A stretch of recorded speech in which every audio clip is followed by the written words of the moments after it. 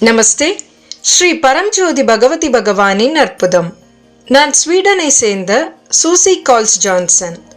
நான் 1980கள் மற்றும் 1990களில் இருந்து ஒரு ஆன்மீக தேடலில் இருக்கிறேன். பல ஆழமான அனுபவங்களை பெற்றிருக்கிறேன். பின்னர் குடும்ப வாழ்க்கை என் கவனத்தை வெளி உலகை நோக்கி ஈர்த்தாலும் இன்னும் ஏதோ ஒன்றை நோக்கிய ஆழமான உள் ஏக்கம் எப்போதும் என்னுள் இருந்தது.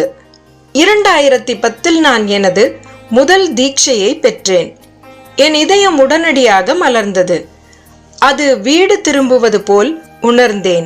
ஸ்ரீ பரம்ஜோதி பகவதி பகவானின் அருளால் நான் ஒரு தீட்சை வழங்குபவராக ஆனேன். மேலும் நோட்டிக் குழுவுடன் ஆனந்த நிலையை பரிமாறுவது உட்பட சேவையில் மகிழ்ச்சியுடன் ஈடுபட்டு வருகிறேன். சேவை ஒரு வாழும் அற்புதமாக இருந்து வருகிறது. நான் எவ்வளவு அதிகமாக கொடுக்கிறேனோ அவ்வளவு அதிகமாக அருள் மீண்டும் என்னிடம் பாய்கிறது.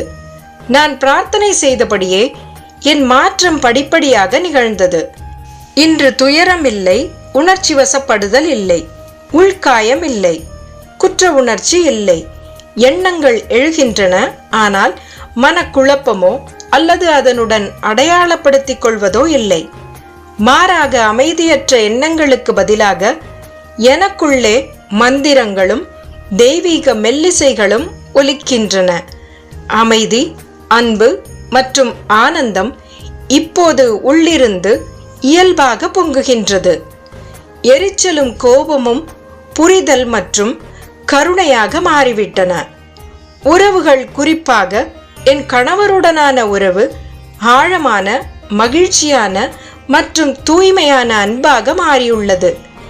எங்கள் மகனுடனான சவால்கள் கூட பொறுமை, அன்பு மற்றும் அருளுடன் எதிர்கொள்ளப்படுகின்றன. நான் ஹைப்போதைராய்டிசம் மற்றும் தன்னுடல் தாக்க நோய்களுடன் வாழ்ந்தாலும் துயரமில்லாத, முழுமையாக ஏற்றுக்கொள்ளும் நிலை உள்ளது. இந்த சிரமமற்ற ஏற்றுக்கொள்தலே ஒரு அற்புதமாக தெரிகிறது.